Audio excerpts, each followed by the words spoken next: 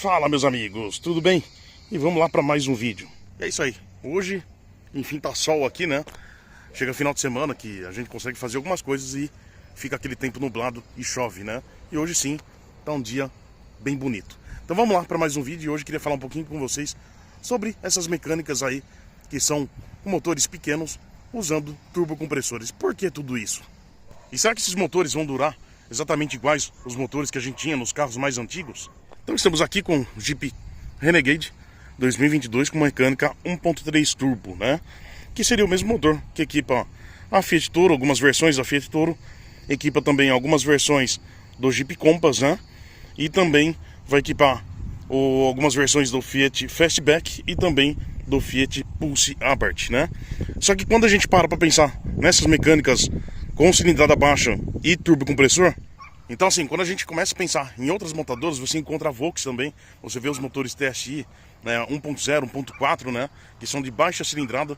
Tanto você vai para a Mercedes também, acho que se eu não me engano começou a usar um motor, acho que 1.3 também, né?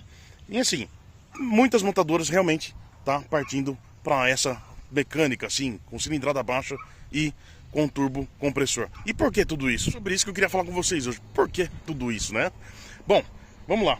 Quando a gente para pensar nessas mecânicas, né? Quando eu mesmo fiquei sabendo dessa mecânica 1.3 com 185 cavalos, eu fiquei assustado. Porque geralmente a gente vê uma potência dessa com motores com uma alta cilindrada, 2.0, 1.8, né? Ou até acima disso. Mas quando eu vi no motor 1.3, realmente assusta. E assusta por quê? Porque para chegar num ponto desse de eficiência, né? O motor fica com muita tecnologia, né? Fica com muitos recursos que, logicamente, a gente pensa que lá na frente, sim, vai ser um problema, né? Eu não sei como que é a parte de construtiva desse motor, mas acredito que ele não vai ter a durabilidade como a gente vê nos motores mais antigos. Só que isso não está acontecendo justamente pelo fato de que, às vezes, algumas pessoas podem pensar, né? Ah, estão fazendo isso para dar problema, né? Para realmente forçar as pessoas a trocarem de carro, para realmente ter como as pessoas comprarem peças, né? Para, tipo, movimentar o mercado. Não, não é por causa disso. E tudo isso acontecendo devido a um motivo: a redução de emissão de poluentes, tá? Então, por isso que realmente eles estão fazendo motores menores para ser mais eficiente e sim reduzir a emissão de poluentes. Porque hoje, muitos lugares ali, realmente eles são bem rígidos, né? Para colocar um carro à venda, onde ele vai passar por vários testes e realmente, se não estiver respeitando, você não consegue colocar um carro desse no mercado para vender. Para quem não lembra, a própria Volkswagen foi multada em 1 bilhão pelo fato que eles fraudaram a emissão de poluentes. E pelo que eu entendi, o que aconteceu lá nesse caso? Para fazer os testes no carro, existe um padrão, e esses testes são feitos em laboratório, né? E o próprio módulo do carro conseguia entender quando o carro estava passando pelo teste, e com isso ele conseguia mudar alguns parâmetros do motor para poder fazer o carro emitir menos poluente. Então com isso no teste ele passava, só que quando ele entrava em ação, começava a andar em vias públicas, realmente ele começava a poluir. Então você pode procurar matéria, vou dar um print aqui na tela, vou deixar aqui do lado, né? Acredito que esse teste deve ter sido feito em, por exemplo, um dinamômetro. Vamos falar que você coloca o carro no dinamômetro, né? E você vai simular ele se locomovendo, né? Porém, por exemplo, no dinamômetro, o carro ele vai ficar alinhado, né? As rodas vão ficar realmente alinhadas. O carro ele só vai realmente funcionar a parte da tração dele, né? Ou seja, uma das rodas, as duas rodas, ou tanto traseiro ou dianteiro, vai ficar parado. E com isso, com certeza, o módulo do carro conseguia reconhecer alguma coisa para poder mudar os parâmetros do motor e emitir menos poluição, tá? Eu desconfio que foi mais ou menos assim, né?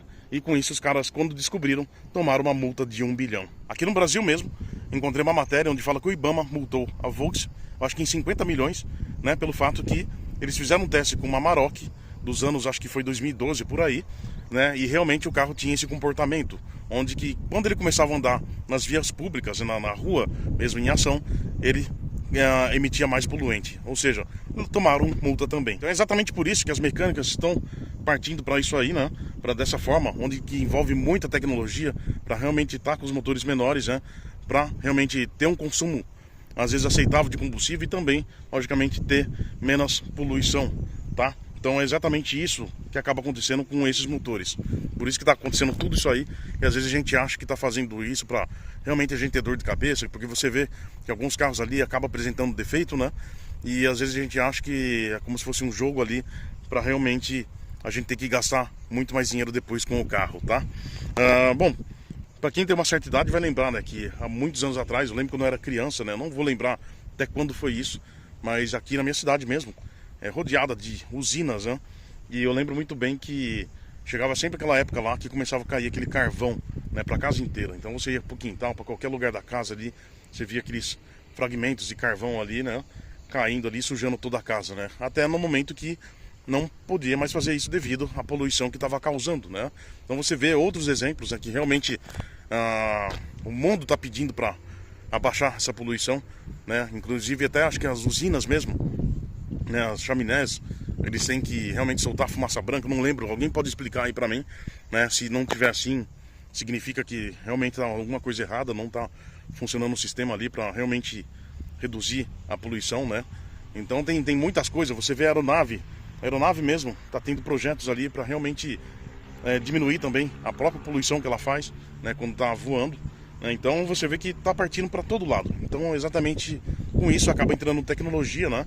Acaba entrando outros modos ali de mecânica, né, que nem acontece com o carro, né? A gente sempre teve carro 1.0, né, que era aspirado, e os carros melhores ali era tudo 2.0 ali, né? E alguns carros tinham até mecânica um pouco maior, 2.2, por exemplo, o Vectra, eu lembro muito bem. O Vectra tinha o 2.0, depois saiu o 2.2. Então, assim, hoje já realmente está voltando, né? Então, você vê os motores menores, né, com baixa cilindrada, só que, porém, usando um turbo compressor ali para compensar essa cilindrada baixa. Então, era isso que eu queria falar com vocês, porque, infelizmente, às vezes a gente fica bravo com isso, né? Porque a gente vê essas mecânicas ali apresentando alguns defeitinhos, né? Aí você vê também, quando você pega as pessoas que são especialistas, né?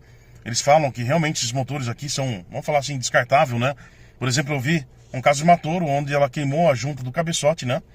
E vocês podem ver no canal da High Torque mesmo, né? Tem esse vídeo lá. E realmente o próprio cabeçote da Toro, né, que é essa mecânica 1.3, não tinha como fazer nada de retífica, né? Então teve que comprar um cabeçote novo para poder colocar no motor. Então você já vê que a gente fica tudo limitado, né? Você vê que o motor ele trabalha bem estrangulado ali, né? No caso, né? No limite, né?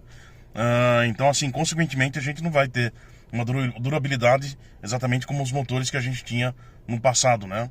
Então fica uma coisa um pouco mais arriscada. Então por isso que eu até falo, eu acredito que, assim, é só deixando o tempo passar pra gente ver. Mas eu acredito que vai chegar uma época que realmente esses carros aqui vai ficar bem complicado você ter, né?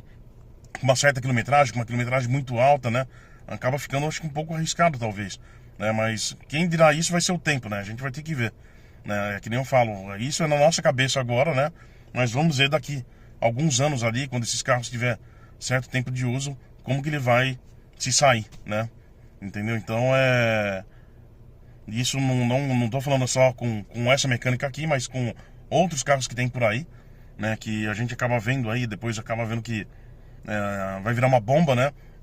E às vezes essa bomba mesmo não é só pelo fato do carro, mas sim pela mão das pessoas que acaba passando, que acaba não cuidando dele. Eu citei o exemplo outro dia do Gol 1.0 Turbo, que muita gente reclamava, e eu tive um amigo meu que cuidava super bem e nunca teve dor de cabeça, né? E foi um carro também muito problemático na época. Então é por isso que eu falo que só o tempo dirá, de pessoas que realmente estiver fazendo as manutenções corretamente, né? E a gente vê como que o motor vai se sair lá na frente, né? Como que ele vai ser essa durabilidade. Então vamos aguardar e ver o que vai acontecer, tá certo? Um grande abraço e bom final de semana para vocês.